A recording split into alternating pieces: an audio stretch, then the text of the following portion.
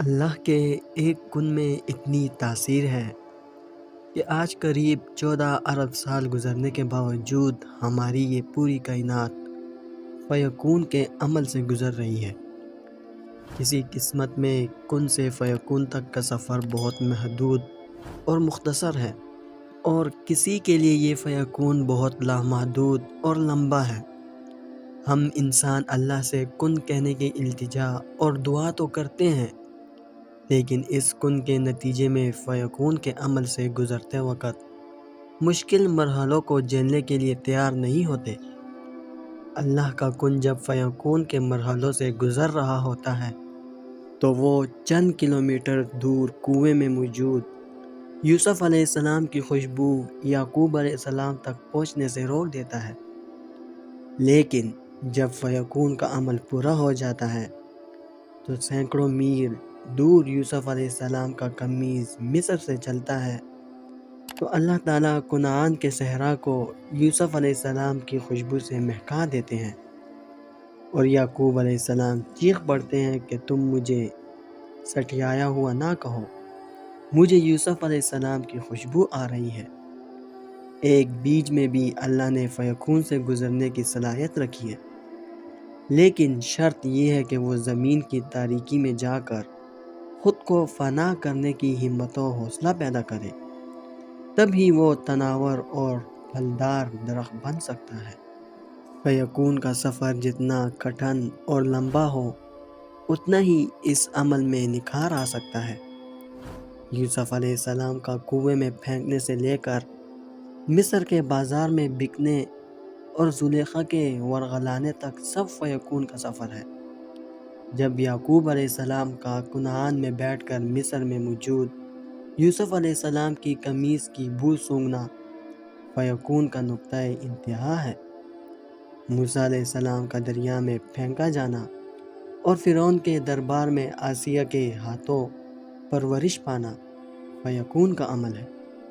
جبکہ موسیٰ علیہ السلام کا مدین پہنچ کر شبانی سے کلیم اللہ بن جانا اور پھر فرعون کے محل میں جادوگروں کا سجدے میں گر جانا فیکون کا نقطۂ انتہا ہے۔ وہ بڑا غنی ہے، وہ ہر خاص و عام کو نوازے جاتا ہے، گناہ گار ہے یا پرہیزگار، سب اسی کے در کے فقیر ہیں۔ وہ اپنی رحمتوں اور نعمتوں کے دروازے سدا کھلے رکھتا ہے، اور چرند و پرند، جن و انس کیا، اس نے تو دونوں جہانوں کا نظام سنبھالا ہوا ہے۔ وہ ہر عیب سے پاک زندہ و جاوید ہے، کوئی اس کا شریک نہیں، کوئی اس کا ہمسر نہیں، بس وہی یکتا ہے، وہی مولا ہے، وہی داتا ہے اور وہی آقا۔ اور ہاں، جسے نہ نیند آتی ہے اور نہ ہی اونگ، وہ تمہارے معاملات سے بے خبر کیسے ہو سکتا ہے؟ جو رہتا ہی دل میں ہو وہی اس دل کی بے چینی و بے سکونی کی وجہ نہ جانے گا۔ جب سب بے خبر خواب نیند کے مزے لے رہے ہوتے ہیں، تب اس کا کوئی ایک بندہ رو رو کر اشکوں کے انبار لگا دے، تڑپ تڑپ کر اپنی بے کسی و بے بسی کے قصے کہے، تب کون ہوتا ہے جو اسے سنتا ہے؟ تب کون ہمدرد میسر ہوتا ہے اسے؟ کون تنہائی کا ساتھی ہوتا ہے؟ صرف ایک اللہ، جو اس کے درد کی دوا بھی کرتا ہے اور اسے اپنی آغوش رحمت میں لے کر سکون و اطمینان بھی عطا کرتا ہے۔ دنیا درد دیتی ہے تو وہ محبت بھرا مرہم رکھتا ہے۔ دنیا محبت میں ذلت و رسوائی دیتی ہے تو وہ 70 موت سے زیادہ محبت کرنے کا عہد باندھتا ہے۔ اسے محبوب ہو تم، تبھی وہ تمہیں کبھی اکیلا نہیں چھوڑتا، تمہیں مکمل طور پر دنیا کے حوالے نہیں کرتا، سدا تمہارا نگہبان اور مددگار بنا رہتا ہے۔ تبھی تو وہ فرماتا ہے تم سے کہ اور تم جہاں کہیں بھی ہوتے ہو وہ تمہارے ساتھ ہوتا ہے۔ پھر یہ سوچنا چھوڑ دو کہ تم اکیلے ہو یا اکیلے رہ گئے ہو زندگی کے سفر میں، بلکہ یہ یاد رکھو، جس کا کوئی نہیں ہوتا اس کا رب ہوتا ہے، اور جس کا رب ہوتا ہے اس کا ہی سب ہوتا ہے۔ اس سے کہو، اس سے مانگو، بس اسی سے ہی سب فریادیں کرو، وہی سب عطا کرنے پر قادر ہے۔ اور وہی عزت و ذلت کا مالک ہے۔ سب کچھ اس کے ہاتھ میں ہے۔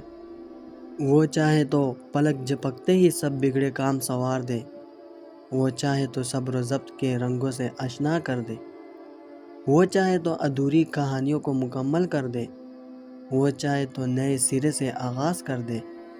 وہی حق ہے، وہی سچ ہے، اور وہی کن فیکون کا مالک ہے۔ بس تم صبر کرو اور اس سے مانگو، جس سے مانگ کر کبھی کوئی خالی ہاتھ نہیں رہا۔ بس ایک اللہ رب العزت ہی تو ہے جو تمہیں سب کچھ دے سکتا ہے، جو تمہارے نصیب کو تمہاری رضا کے مطابق ڈال سکتا ہے، جو فرش سے عرش تک ایک ہی اشارے پہ سب کچھ بدل سکتا ہے۔ ٹوٹے ہوئے دلوں کا ٹھکانہ اللہ رب العزت کے سوا اور ہے ہی کہاں؟ بس وہی ہے جو انہیں جوڑتا ہے اور ان زخموں کا مرہم بنتا ہے۔ وہ الجبار ہے۔ وہ ہر اس ٹوٹی ہوئی چیز کو پھر سے جوڑ سکتا ہے جس کا جڑنا تمہاری نظر میں ناممکن ہے، پھر بھلے یہ تمہارا وجود کرچی کرچی ہی کیوں نہ ہو جائے۔ وہ تمہیں پھر سے یوں سمیٹ لے گا جیسے تم کبھی بکھرے ہی نہ ہو۔ جب اللہ رب العزت تمہیں خود سے رجوع کرنے کی توفیق دے دیتا ہے، تب وہ قبولیت کو تمہاری تمام دعاؤں کا مقدر بنا دیتا ہے۔ جب تمہاری ہر کوشش ناکام ہو جاتی ہے، تب تمہاری دعائیں ہی تمہیں ان چیزوں تک لے کر جاتی ہیں جن تک پہنچنے کا تم تصور بھی نہیں کر سکتے۔ پھر تمہاری دعائیں کن سے فیکون تک کا سفر لمحوں میں طے کرتی ہیں۔ پھر اس سے مایوس کیوں ہونا جس کے علم کے بغیر ایک پتہ بھی نہیں ہل سکتا، جس کے ایک حکم پر کائنات بنا دی گئی اور ایک ہی حکم پر ختم کر دی جائے گی۔